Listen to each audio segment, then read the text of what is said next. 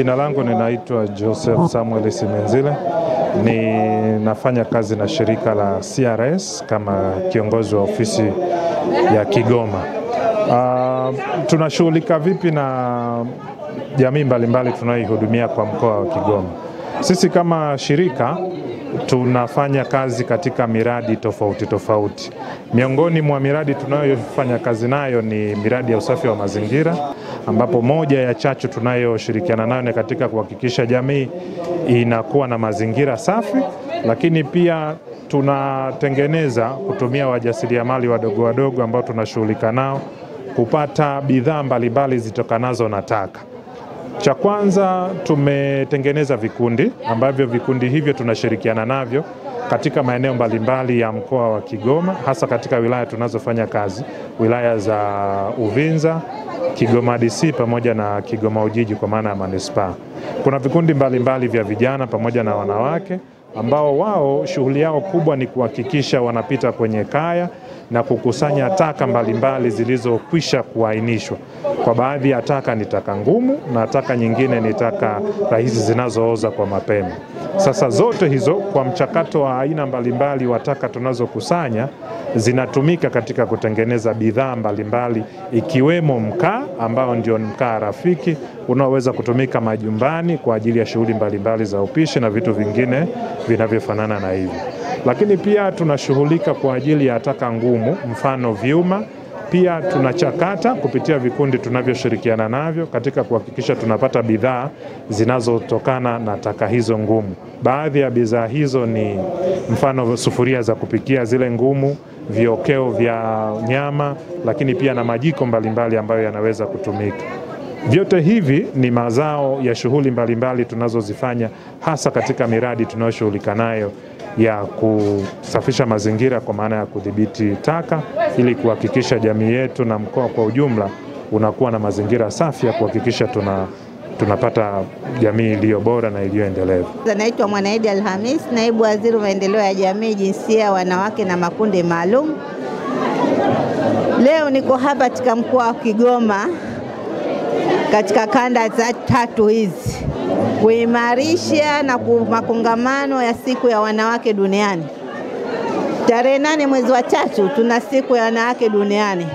Lakini kwa vile siku hii ni muhimu, tumeanza kuimarisha kwa makongamano katika kila mikoa, na tuliweka mikoa 7 muhimu ambayo watakwenda viongozi wa kitaifa kwa ajili ya sera mbalimbali ambazo zimo katika wizara yetu hii ya maendeleo ya jamii, jinsia, wanawake na makundi maalum. Kama hapa leo Kigoma tumekuja na sera ambayo ya kuimarisha nishati safi pamoja na mazingira. Tunapofanya mambo ya kitaifa lazima tushikamane. Tanzania oye! Tanzania oye! Kwa ndugu zangu washiriki, kongamano la wanawake kanda ya Magharibi ni sehemu ya maadhimisho ya siku ya kimataifa ya wanawake duniani ambayo kilele chake kitakuwa tarehe 8 mwezi wa 3 na yatafanyika katika jiji la Arusha. Na yamekuwepo makongamano mengine kama hili la leo ambayo yameendelea kufanyika katika kanda 7 katika nchi yetu kwa tarehe tofauti tofauti.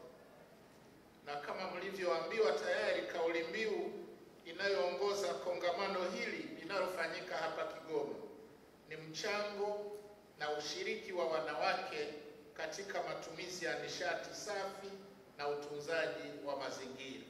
Mazingira oye!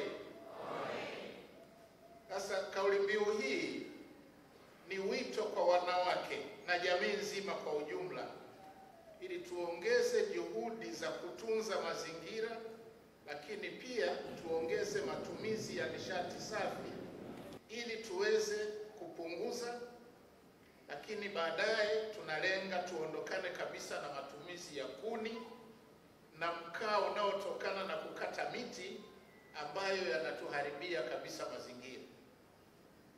Sasa ni muhimu pia wanawake na jamii kwa ujumla tujijengee uelewa wa faida na hasara za kutunza mazingira na kutumia nishati safi ili kuweza kuhamasisha jamii iondokane na matumizi ya nishati isiyo endelevu, lakini pia tudhibiti uharibifu wa mazingira.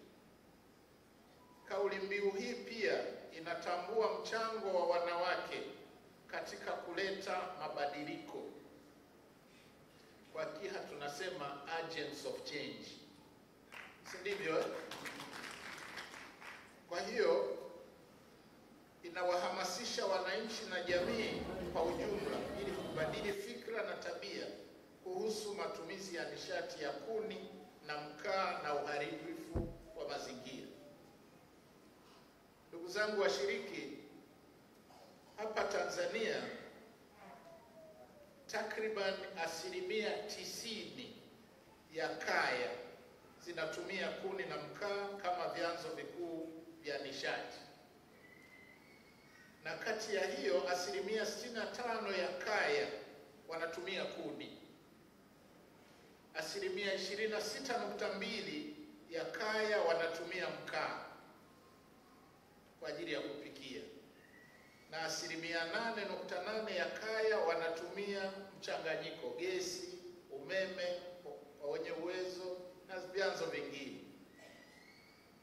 Sasa kutokana na hayo matumizi ya mkaa na kuni, akitarajia kuwasili na muomba mwakilishi wa hekta 469,420 kwa mwaka za misitu. Nikiripoti kutoka mkoani Kigoma ni Mohamed Chahe wa